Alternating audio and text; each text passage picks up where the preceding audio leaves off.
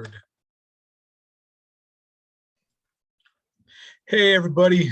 I guess welcome to another episode of the Struggling Hunters, episode 104. Thanks for tuning in. We appreciate it. Hopefully you've been following us along here a little bit. And if you haven't, feel free to free of charge to you to go hit that like and subscribe button, and you'll get more content from us, or you be notified too when we have new content. But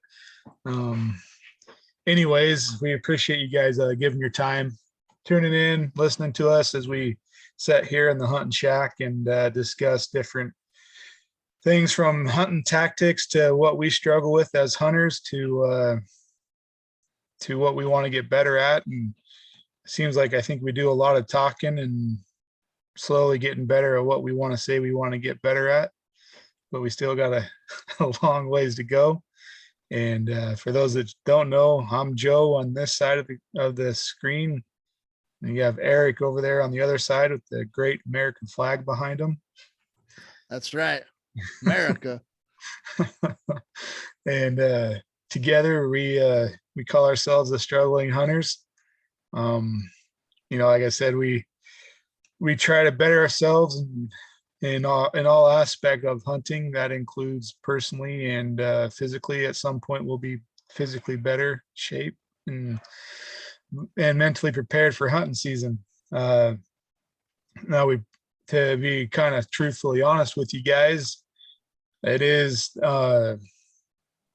turkey season. And for those of you that have been following along and those that haven't, we used to cover two states, meaning that being that there's two of us, both of us used to live in two different states, Utah and Colorado. And now that I have moved to Colorado and to be close to Eric. And so we just now cover one state as far as what's going on. We'll talk about Utah off and on, but so right now Eric is the only one setting with a turkey tag during this turkey season. And opening season was this last weekend. But as like I said, one of the things we're trying to do better this year is to be maybe a little bit more open and honest with you guys. Not that we've been trying to hide anything, but trying to understand how we are as struggling hunters and what that looks like. Some of that honesty hasn't been portrayed as honesty as meaning what's going on behind the cameras or in our personal lives.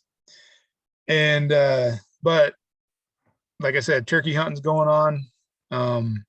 I do not have a tag for this year, but Eric does. But I will confess for Eric that he didn't get out on opening morning. Nope.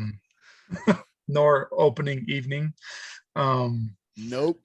And then I bugged him one of the nights since I moved to go pick up one of my freezer that I had over at my in-laws house to bring to my new home. And so that kind of ate up his evening hunting opportunities. So as part of being a struggling hunter, that's how it is sometimes, huh, Eric? Yeah. So to elaborate a little bit, I had to work all weekend, and that cut into some time. And then, like Joe said, helping him move a little bit didn't take up a lot of time, but it took up, had obligations there. And then I had family obligations at the same time. And Sunday afternoon, I was really, really hoping to try to get out in the afternoon, and long story short, it just didn't quite happen for me. And like Joe said, that's kind of part of the being a struggling hunter and trying to get better and part of being a weekend warrior, I guess sometimes is sometimes you don't get to be that weekend warrior, Right.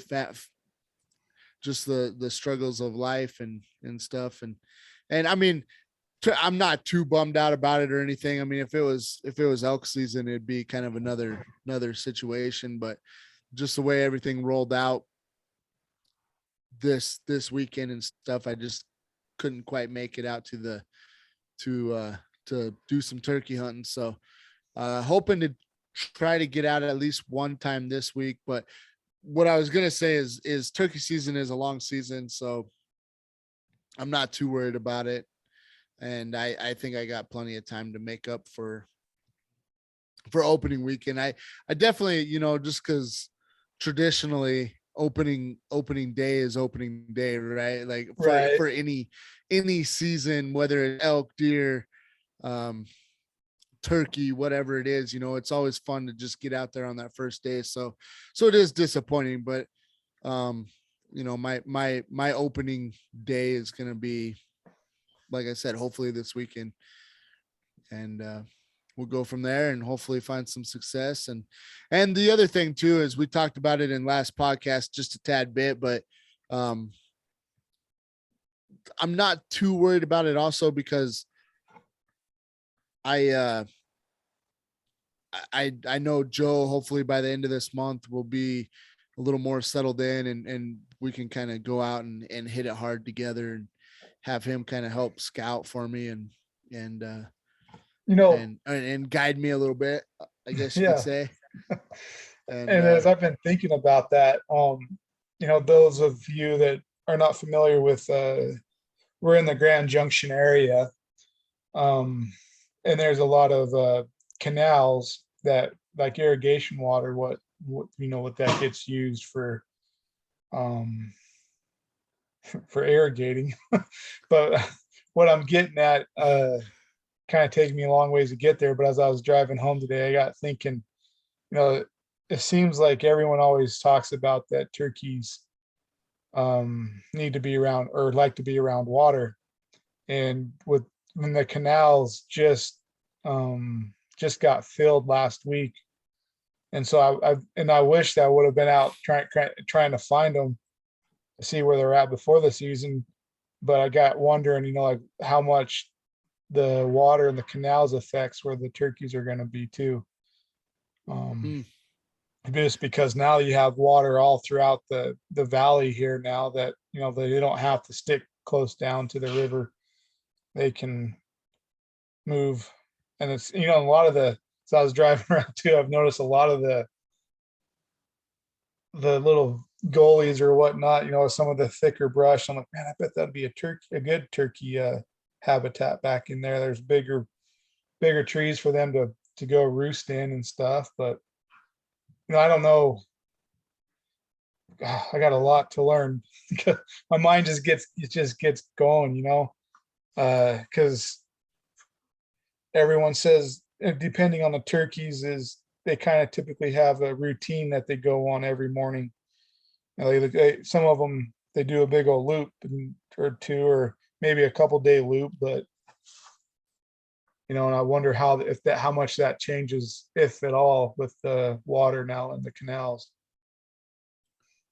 That's an interesting point. I never really thought about the canals being a factor, but makes sense that you say that.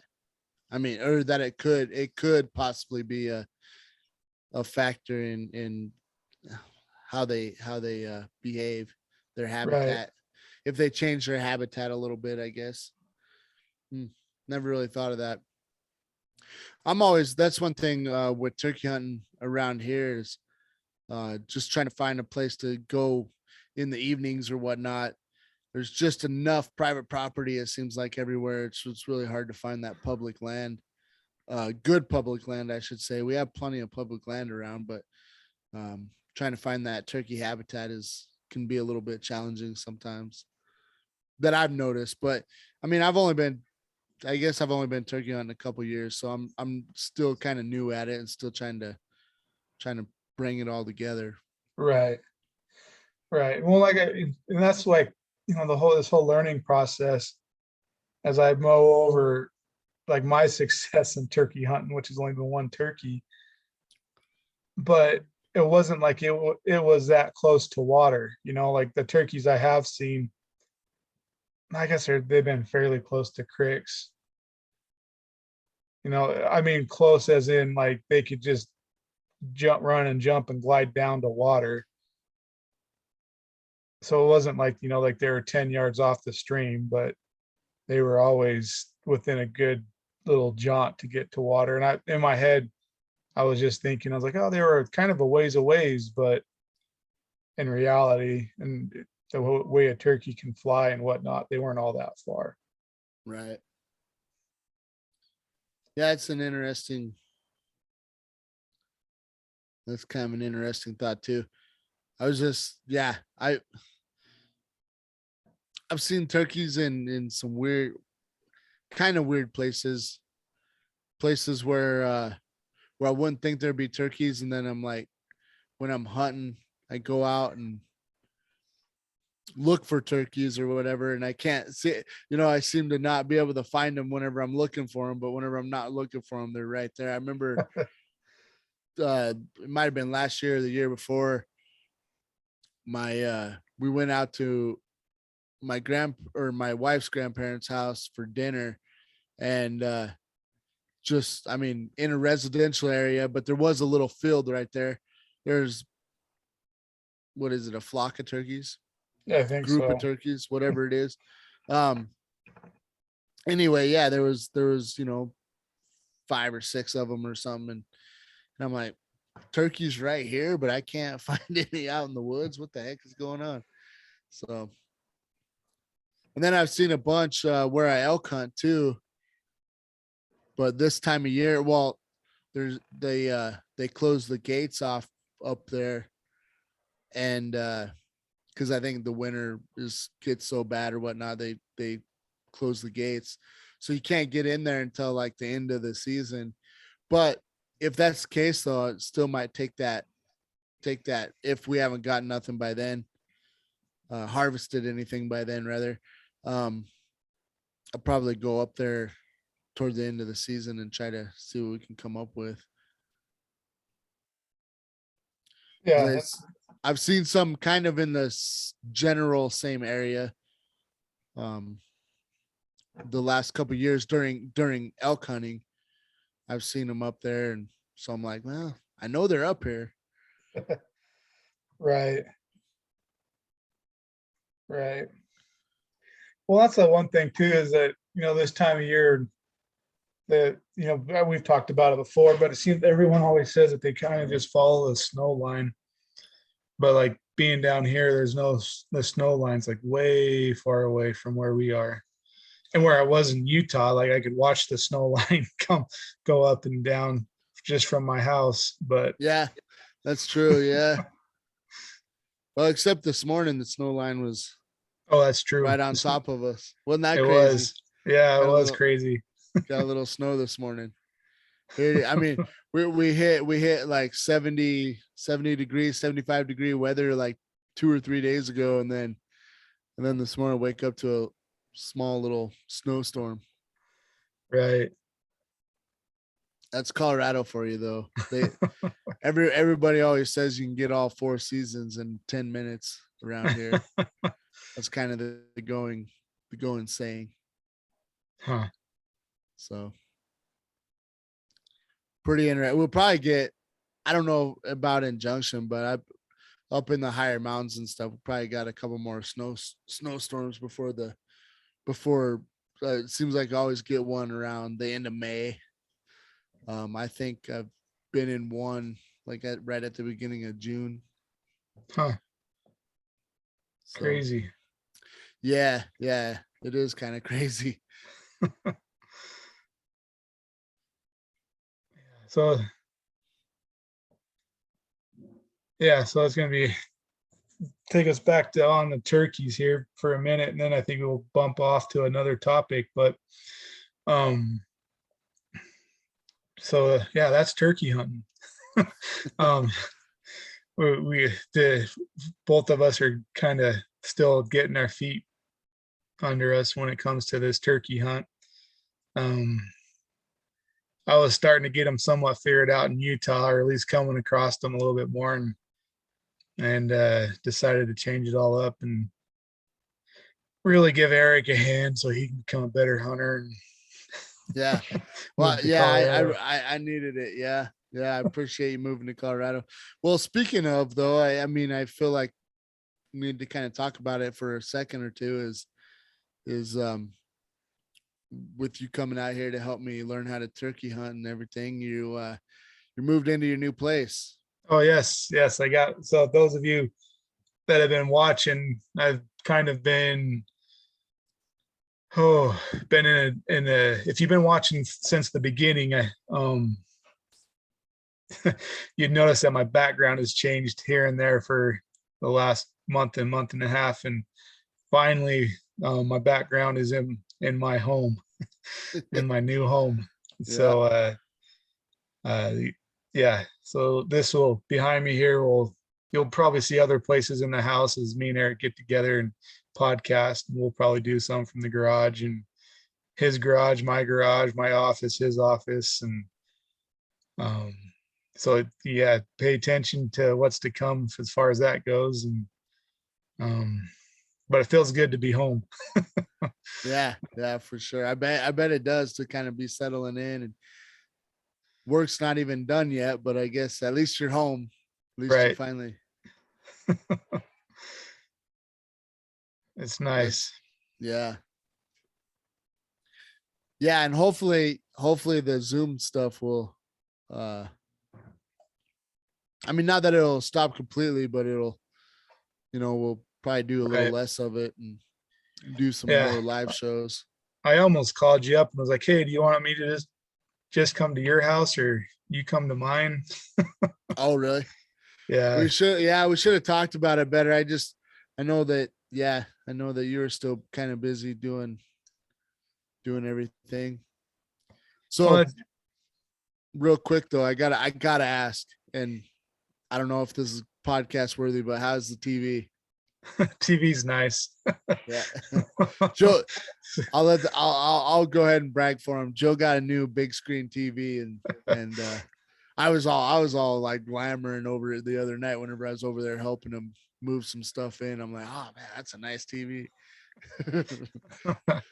Yeah, that's kind of new for me too, is big screen TV or nice TV.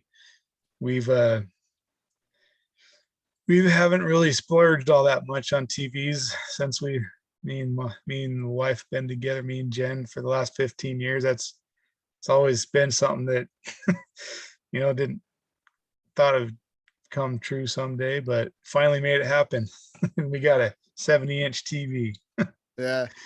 Yeah. Well, I mean, nowadays it's easy. It used to be like, I mean, it was an investment, but nowadays they're not that bad priced.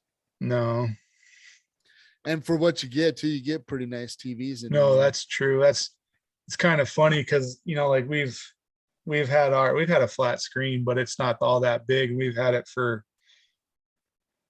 oh gosh, 9 years or so.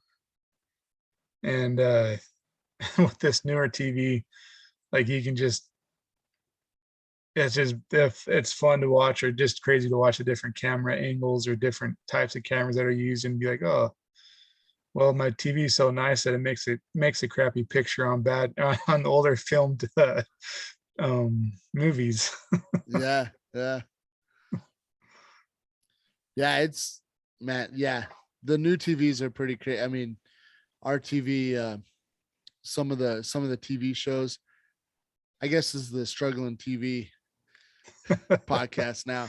Uh Yeah, no, some of the TV shows though, I gotta say, like the backlighting and stuff, and just I mean it just the definition nowadays is just it's crazy true, what you can see. true. They've done a good job as far as all that goes. Yeah, Yeah, well, it's almost too good. Like right. you almost see too much detail, sort of. Yeah, It's weird. But I mean I'm not, I like it, but it's weird. It's different. But anyway, well, do you want to move on to our last little quick topic and talk sure. about If we that want for a to minute? keep it somewhat quick, because we're kind of coming up on what we've kind of discussed on time limit. So, Yeah, I think we're probably going to go over a little bit, but might as right. well. Um, well, I guess so. Joe and we were talking a little bit about the difference going back to bows. So we're all over the place, going from turkey hunting TVs to bows, but kind of cussing and discussing a little bit about thumb releases and wrist releases, and or index finger releases, however you want to call those. I kind of call them more like traditional releases or something, but that's my own vocabulary for them. But which one would we like better? And I know for me, well, so right now I do a traditional release or index finger release. And I know for me, I kind of like that because it feels familiar to me with rifle hunting all my life. It feels more familiar to me, but the people that are making thumb releases popular is they're saying that the thumb release, like well, you kind of described it earlier when we were talking about it, Joe. Do you want to describe kind of what the thumb release, the advantage of it is? Yeah. So what they're saying the advantage of it is the fact that you're changing up your trigger finger more or less. As probably as everyone that's listening right now has grown up, uh, how should I say, firing a weapon or a rifle, being from BB guns, pellet guns, paintball guns to big game rifles, and it's all been done with your index finger being the trigger finger. Shooting pistols, it's your index finger pulling the trigger, and people are kind of saying that they kind of like it because you've created that habit of when it's time to pull the trigger, to pull the trigger, and if you have that jerky motion when you're pulling the trigger, that's going to transfer over to the bow, and every little motion more or less counts when you're archery hunting. And so they're saying with this thumb release, and then as you're squeezing it, it's a different motion, different muscle memory. So you don't jerk it as bad, or you don't pull, or you just squeeze. I guess you squeeze it and it just slowly releases it and then fires. So you're not getting that when your arrow hits the target, where you want to shoot, and then you do your pull, you're not maybe jerking it or something, just because you're used to shooting clay pigeons or whatever, like you're pointing and shooting, and so you're used to just settling in on it and pulling the trigger. So when you're pulled back and you're cross the target with your bow, you're just kind of pulling the trigger. So just off of muscle memory. So that's saying it's a change in your muscle memory, and you're associating it to a different activity by squeezing or pulling the thumb release. So basically, it can be a smoother release with the thumb release. Right. Yeah. And you can more or less come across new muscle memory to associate with bow hunting. Gotcha. I mean, it makes sense, and it's something that I'll probably try in the future. I mean, I have a few other things that I'd like to probably put on my bow before I change my release up. The one thing I like about the traditional releases is the fact that, I mean, you can go expensive on them, but they're kind of cheaper for the most part, like the thumb releases. And I think it's the popularity of them. Because I mean, I don't think they're made out of much more than what the regular releases are, if I'm being honest. But the thumb releases are a little higher priced.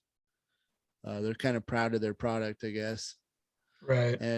But for me, I kind of like the traditional release. I feel like I might, when I do try a thumb release, I'll probably have a completely different perspective. So I'm not trying to hate on either one or hate on the thumb release, but I know for me, like, because it is familiar territory, or at least I think, in my head, I'm like, oh, this is familiar, pulling the trigger like whenever I was first setting up my bow, whenever I first got my bow, the guy that was helping me set up, and I was working on my grouping and I was getting it down or whatever, and the guy said that in his experience, that most people that have hunted all their lives and pull, or shoot rifle or whatever, uh, tend to kind of get it with the bow, or get the feeling pretty quick with the bow because of that, because Oh, like pulling the yeah, trigger and stuff. yeah, That has nothing to do with like thumb release or trigger release, but he said most people like that are rifle hunters or hunted their whole lives, uh, tend to kind of get the smaller grouping a lot faster with the bow and stuff, because it's sort of familiar pulling that trigger. And I don't know, it made sense to me whenever he said it, so I went with it. But uh but yeah, that's why I'm kind of a fan of the wrist release, index release slash. right.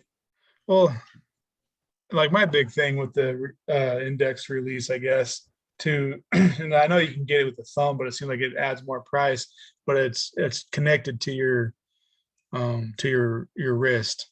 So, you kind of can just leave it on there and you don't have to worry about dropping it as you're going through the woods or digging in your pocket to find it when you got an elk coming up on you.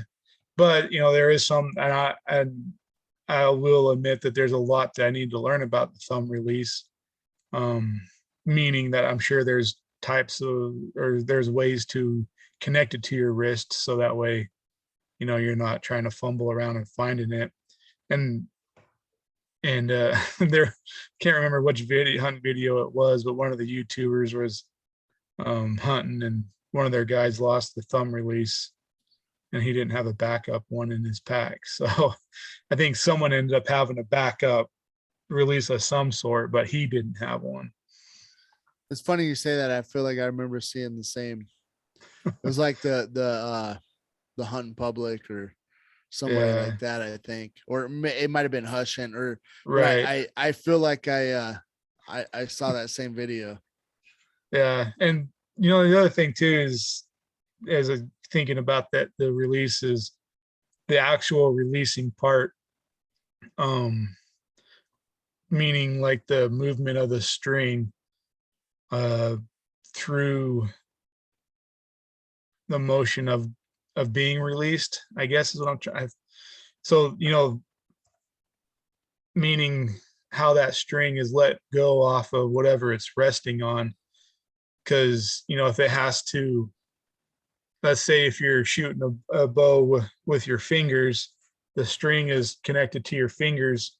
And yeah, it slides off your fingers, but for a split thousandth of a second, it like swings around your fingers as the friction gets low enough that it can slide off your fingers. So as it comes off your as a string comes off your fingers, it kind of moves, around your fingers. And so that, in a way can cause and now I know it's minuscule, but it could cause it causes your arrow to kind of go one direction and then straighten out. And so like as what I'm getting at is, I think the different releases, there's some of them that allow you to have more of a straight release off of whatever the release is instead of having movement. And that's one of the things I kind of want to look at into on the thumb releases, how exactly it releases. I'll be honest, I haven't really done my true homework on it, because like Eric was saying, the index release is just so much cheaper and easier to come across Yeah. that I haven't quite looked into a thumb release yet. As far as getting into how it actually releases off of its, what do you call that? Its pivot point, or it's from its resting. I don't, anyways, how the string is let go off the thumb release versus Yeah. how it's let off of the index release. Yeah. Off the top of my head, I can't remember the different types, but even with trigger releases or index finger releases, they there's different types that open up in different ways, and Right. supposed to reduce that string roll or whatever Yeah. what you're trying to explain with the um and my release is fairly cheap. I think I might have spent 20-30 bucks on it or something. I mean, it's done me pretty good, but I'm sure I could probably get a better one down the road. And like I said, I want to try a thumb release to see if I like it, but Right. I mean, that's the thing with bow hunting is everything's so repetitious, and like I'm still trying to learn to repeat my reps every time, Right. and then to throw something new like that in the arsenal is Well, that's like the beauty and the pain of archery hunting too, is like your price tag can go from 0 to 1,000 in 2 seconds without trying. without even trying. Exactly. Yeah, if you buy all the stuff, yeah, I mean some of those, everything. I mean, one of the more simpler the stabilizers, for what they are, I mean, you can go from 50 bucks to 150 bucks in lickety split. And Right. I mean, it's just weight on the end of. I know real archers, if they're hearing this, they'll probably be like, well, actually what it really is. But I mean, I look at that thing and I'm like, you got this rod with some weight at the end and you're spending Right. 50 bucks on it. Like, it just, or let me take that back. That's what I spent on mine. Cause I was thinking I was going to go in there and spend like 30-40 bucks. And then the cheapest one was like 50 bucks. There might've been one other cheaper one in there, but point is I was like, man, they're a little more spendy for what they are. Rod with some weight at the end, a little bit of Right. rubber to deaden the sound and to help with the vibration. And I'm like, they're spendy little burgers, man. So, True. and then your sights, it's kind of funny because your sights can go from, well, and rests. I mean, all of it. You can go from like 20 bucks to 200 bucks real quick, just on, from a whisker biscuit that's about 30 bucks, 20 bucks, something like that, to a drop away that's, a couple $100. So here's the thing too, as I'm sitting here thinking about it, because like, man, I'd love to say I have like all the most expensive stuff, but the joke about having a big truck and compensating for something, you Yeah, know, is that like, a guy, but the guy that has the 5,000 bow, $5,000 bow, is he compensating for something? probably. Probably. Well, and at the end of the day, I mean, some people can set up their bows really nice and have really tight groupings and stuff, but sometimes I feel like sometimes getting all that stuff, and you might be getting, I don't know, a quarter of an inch tighter grouping. I mean, Right. and at what point where does the cost and the effect kind of meet? Well, then I think you gotta throw in there too what you like. Like I won't. I kind of dog right now about dropping a bunch of money on gear, but like at the end of the day too, like if there's something, because the science behind a bow is kind of cool, and so you can kind of nerd out fairly easy, and yeah, you like to your point, you're spending $600 or $200 to gain a quarter-inch tighter circle. Like, is it worth it? I don't know. Maybe you enjoy the science, so yeah, it might be worth it. Like you just like how it works, and that's cool. Like I talked to a handful of guys that are like, man, I totally nerd out on the bow, and I'm getting my FOC at this point, and I'm getting all sorts of things. And I'm like, I just care about hitting the target. Yeah, right. Try to get in the kill zone, and that's Right. about it. Yeah. No, I mean, it's tough because I do love it. It's kind of a new love of mine, or a new hobby or whatever, the shooting bows, and I mean, I got to watch myself, because I'm like, oh wow, you can get a tighter grouping if you do this or that. If you buy the $100 for 6 arrows, like, you get a tighter group. But I think it can kind of get carried away sometimes. And I guess the point is you just gotta do what you can do. And I mean, initial start to a bow can be a little expensive. And I mean, Joe actually did research, but even yours was kind of expensive too. But Yeah. you bought a bow and did research and went looking and tried to get the most bang for your buck and everything, which I think you pretty much did. Right. But yeah, I mean, I think that at the end of the day, the idea of spending thousands of dollars, because I kind of did that whenever I first started bow hunting. I was like, oh, if I get a bow, I'm just gonna, I want an expensive one. And then I kind of had a sense of reality, and I'm like, I'm never gonna get into bow hunting if I just always looking at like trying to get a $1,200 bow naked or Right. stripped, however you want to say that.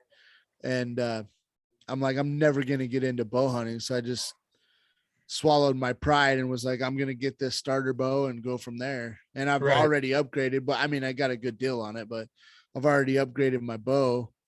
Uh, the one I upgraded to is older than my entry level bow, but it's supposed to be a better, more mid level / higher level bow. So it kind of worked out.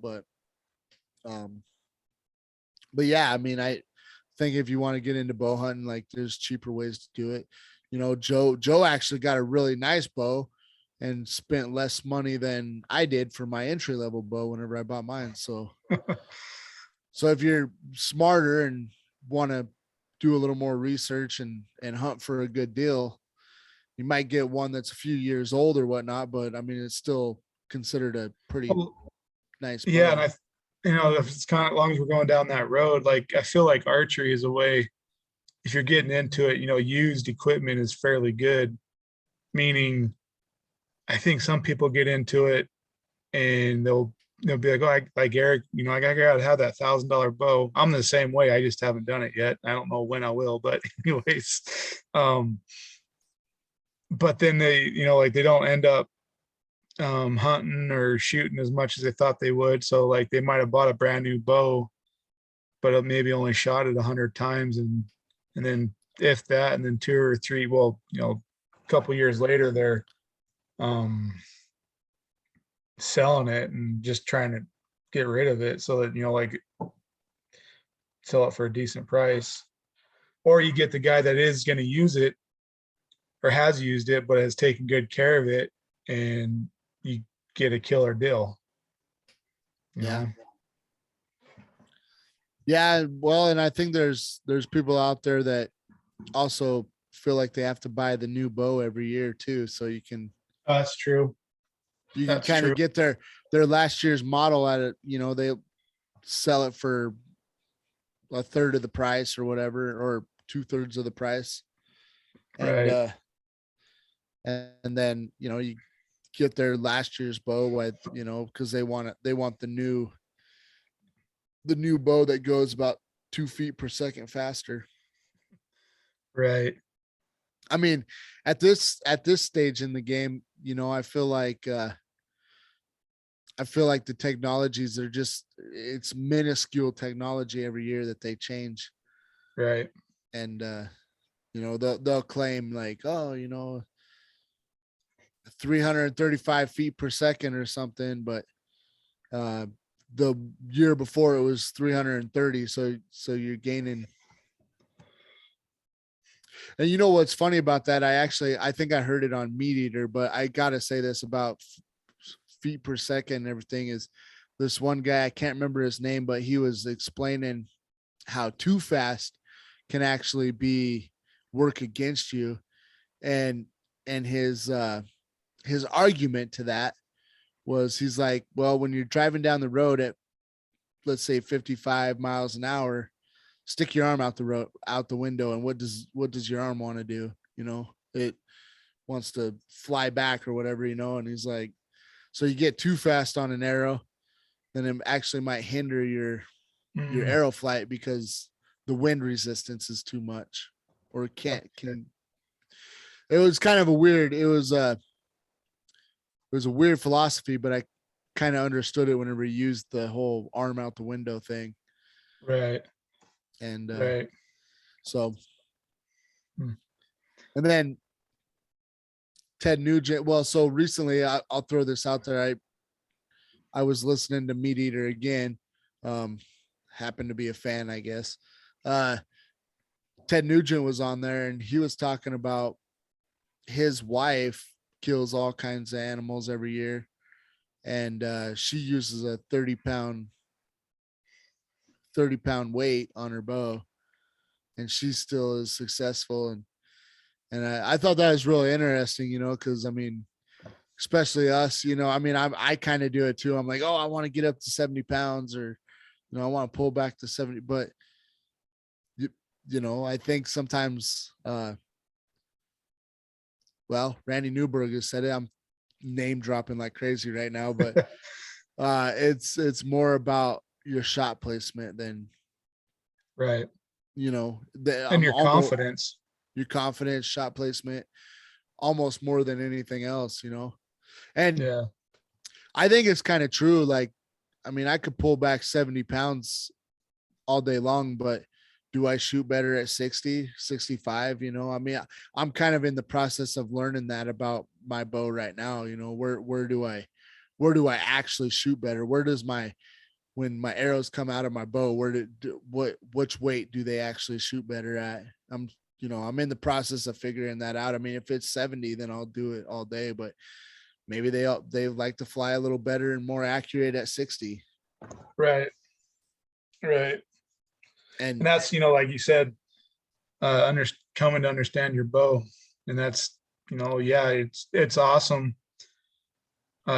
Shooting at that 70, 80, 100-pound bow. But, if you're more accurate at that 50 or, 65 or 60-pound bow, then shoot better. You're best off shooting at this 60, even though you're losing some feet per second. But if you know your shot and you're confident in that, like, here's how I look at it too. If you don't have the confidence in your shot and you have a deer within, or an elk within 50 yards or under, and you can't get any closer or something, and you're just and you're just like, I'm not sure of my shot placement, you're not going to take the shot. But if, or you might, there's being unethical, I guess, oh, I'm going to wing it. But, but if you're confident in your shot, like that just makes you a better hunter all around, like gives you the confidence you need. yep. Yeah, I agree. I think I think that's the fun of it, is just learning your bow.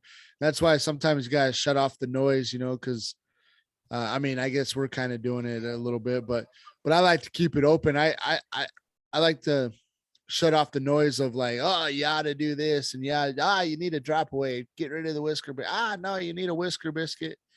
Those drop aways ain't, I mean, it just Right. it's never ending. Oh, you gotta shoot at 70 pounds. No, it's 65 pounds all day.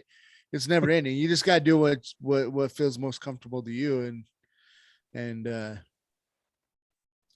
do your best and forget the rest. Right.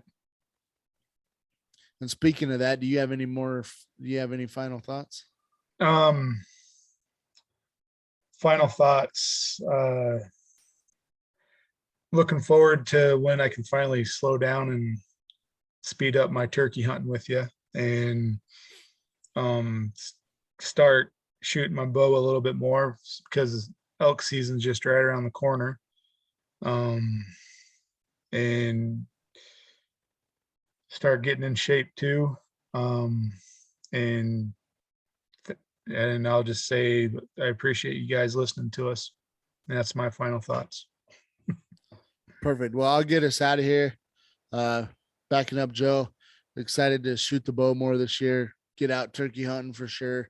And also, to add to that is, I don't know exactly what it looks like, but I know we're kind of wanting to make some YouTube videos where we're just out having fun and maybe doing some bow competition to see who can get closer at the different yardages and stuff. So I don't know when that'll happen, but I think that's something that we've kind of talked about. And the whole reason I brought it up just because, well, I'm trying to force us to get it done so we can do it.